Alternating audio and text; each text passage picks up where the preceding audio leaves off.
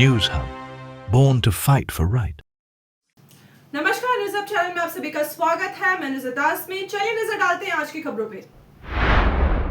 मणिपुर का शहीद हुआ बीएसएफ कांस्टेबल दीपक को पूरा राज्य दे रहा है आज श्रद्धांजलि। बीएसएफ कांस्टेबल दीपक चिंगाकम जो जम्मू एंड कश्मीर के खारकोला बीओपी पर ड्रोन अटैक में शहीद हुए, उनकी अस्थियां मंगलवार को इम्फाल पहुंची।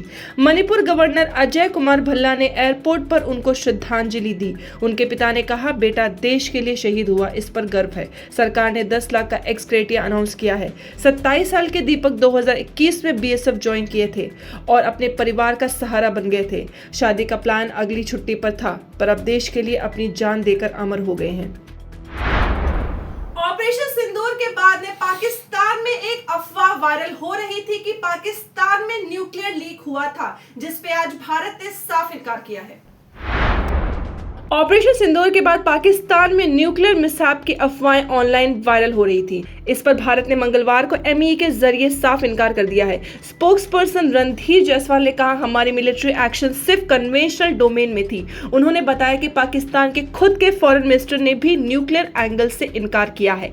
एमईए ने पाकिस्तान पर झूठी जीत का इल्जाम भी लगाया है, कहकर कि 1965, 1971 और कारगिल जैसे हर मौके पर भी वही धुनी बजाई गई थी। 23 अप्रैल 2025 को बीएसएफ जवान पूर्णव शॉ इंटरनेशनल बॉर्डर क्रॉस करके पाकिस्तान चले गए थे, जिन्हें आज सुबह 10:30 बजे अटारी बॉर्डर से भारत वापस लाया गया। बीएसएफ जवान पूर्णम शॉ जो पाकिस्तान रेंजर्स के द्वारा 23 अप्रैल 2025 को इंटरनेशनल बॉर्डर क्रॉस करने के बाद पाकिस्तान में गिरफ्तार हो गए थे, आज भारत वापस आ गए हैं। बीएसएफ ने एक स्टेटमेंट में कहा कि पूर्णव कुमार शॉ को आज सुबह 10:30 बजे अटारी बॉर्डर पर अमृतसर के ज्वाइंट चेक पोस्ट पर पाकिस्तान से वापस लाया गया है। ये हैंडओवर शांति से और इस्टेब्लिश्ड प्रोटोकॉल्स के साथ किया गया है। शॉ के वापस आने से बॉर्डर पर टेंशन कम हुई है और दोनों देशों के बीच में एक्सचेंज के लिए कोऑपरेशन दिखाई गई है। भारत और पाकिस्तान के बीच सीज फायर एग्रीमेंट के बावजूद लाइन ऑफ एक्चुअल कंट्रोल पर स्थिति अभी भी नाजुक है। पाकिस्तान के ड्रोन्स और मिसाइल्स के भारतीय इंस्टॉलेशन पर अटैक के बाद में भारत ने ऑपरेशन सिंदूर के तहत प्रिसीजन स्ट्राइक की, जिसमें पाकिस्तान के मिलिट्री बेसेस और एयर फोर्सेस इंफ्रास्ट्रक्चर को टारगेट किया गया। मई 2025 में किए गए रिटालिएशन स्ट्राइक में पाकिस्तान एयर फोर्सेस का 20% इंफ्रास्ट्रक्चर और कई फाइटर जेट्स तबाह हो गए हैं। भोलारी एयरबेस पर स्क्वाड्रॉन लीडर उस्मान यूसुफ और 50 से ज्यादा लोग मर गए। ऑपरेशन के दौरान भारत ने सरगोड़ा, भोलारी और जकोबाबा जैसे स्ट्रैटेजिक मिलिट्री साइट्स को टारगेट किया, साथ ही टेररिस्ट मंकस और पाकिस्तानी आर्मी पोजीशन को भी डिस्ट्रॉय किया। ये स्ट्राइक्स दिखाते हैं कि रीजन अभी भी अनस्टेबल है। हालांकि सीज फायर एग्रीमेंट जो वायलेंस को कम करने के लिए बनाया गया था। Lieutenant general DS Rana, director general of defence intelligence agency ने 70 देशों के डिप्लोमेट्स को ऑपरेशन सिंदूर के बारे में ब्रीफ किया और भारत की टेक्नोलॉजिकल सुपीरियरिटी और मल्टी डोमेन कैपेबिलिटीज को हाईलाइट किया। उन्होंने पाकिस्तान के anti India miss information campaign को भी रीजनल इंस्टेबिलिटी का कारण बताया। सीज फायर एग्रीमेंट अभी भी टेक्निकली जारी है, लेकिन बॉर्डर वायलेशन और एस्केलेशन जैसे कि ऑपरेशन सिंदूर ये दिखाता है कि पीस अभी भी नाजुक है और दोनों तरफ से एक दूसरे पर बॉर्डर वायलेशन का इल्जाम लग रहे हैं। Farmer defence secretary Ajay Kumar को बनाया गया है यूपीएससी का नया chairman. Farmer defence secretary doctor Ajay Kumar जो 1995 बैच के रिटायर्ड आईएएस ऑफिसर हैं, उनको यूपीएससी का नया चेयरमैन अपॉइंट किया गया है। उनकी अपॉइंटमेंट आर्टिकल 316(a) के तहत प्रेसिडेंट ने की। वो प्रीति सुदान की जगह ले रहे हैं और अक्टूबर 2027 तक इस पद पर रह सकते हैं। डॉक्टर कुमार ने 2022 में डिफेंस सेक्रेटरी के रूप में रिटायरमेंट लिया था। अनीता आनंद जो भारतीय मूल निवासी की पहली हिंदू महिला है, बनी कनाडा की नई फॉरेन मिनिस्टर।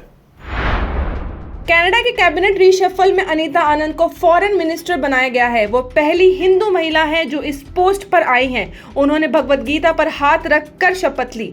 पहले वो डिफेंस और ट्रांसपोर्ट मिनिस्टर रह चुकी हैं। उनके इंडियन रूट्स हैं और उन्होंने डलहौसी, टोरंटो और ऑक्सफोर्ड से पढ़ाई की है।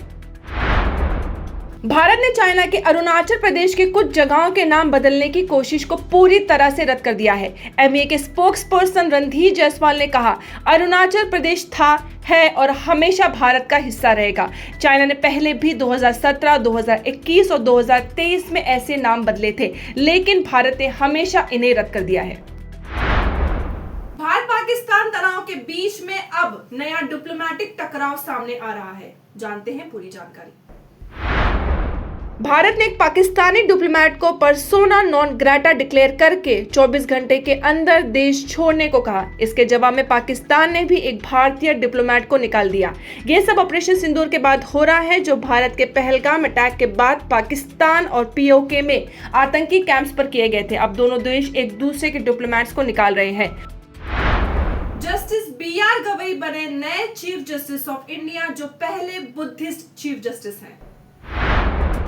जस्टिस भूषण रामकृष्ण गवई ने आज 14 मई को राष्ट्रपति भवन में चीफ जस्टिस ऑफ इंडिया के रूप में शपथ ली। वो पहले बुद्धिस्ट चीफ जस्टिस हैं। उन्होंने शपथ हिंदी में ली। उनका टेन्योर 23 नवंबर 2025 तक रहेगा। जस्टिस गवई ने आर्टिकल 370 रिमूवल और इलेक्टोरल बॉन्ड स्कीम को अनकॉन्स्टिट्यूशनल डिक्लेयर करने वाले डिसीजन में भाग लिया था। शपथ के बाद उन्होंने प्रधानमंत्री नरेंद्र मोदी जी और दूसरे डिग्निटरीज से मिलकर अपनी मां के पैर छूकर आशीर्वाद लिया। अब वो अपने फेलो जजेस के साथ मीटिंग करके आगे का रोड मैप तय करेंगे। नवी मुंबई के वाशी सेक्टर 12 में कल मॉक ड्रिल और बॉम्ब अटैक जोरदार और सेफ एग्जीक्यूशन के साथ में किया गया। 13 मई को नवी मुंबई के वाशी सेक्टर 12 के नील सिद्धि टावर में ऑपरेशन अभ्यास मॉक ड्रिल सफलता से हुआ। बॉम्ब ब्लास्ट जैसे काल्पनिक सिचुएशन में सिविलियंस को सेफ जगह शिफ्ट किया गया। 20 लोगों को तुरंत फर्स्ट एड मिला और फायर ब्रिगेड ने 5 लोगों को रेस्क्यू किया। कलेक्टर, पुलिस, MGM और होम गार्ड्स ने मिलकर ड्रिल को एग्जीक्यूट किया। सिटीजन्स ने भी शांत और पॉजिटिव रिस्पांस दिया है। भांडुप में मराठी भाषा को लेकर एक विवाद सामने आया है, जहां पर डोमिनोज के डिलीवरी बॉय के साथ में जोर जबरदस्ती की गई। भांडुप के साई राधे बिल्डिंग में एक कपल ने डोमिनोज के डिलीवरी बॉय रोहित लवारे से कहा, मराठी बोलो नहीं तो पैसा नहीं मिलेगा। जब रोहित ने पूछा जबरदस्ती है क्या, तो महिला ने कहा कि हाँ, यहाँ ऐसे ही होता है। वीडियो वायरल हो गया है। रोहित बिना पेमेंट के वापस चला गया।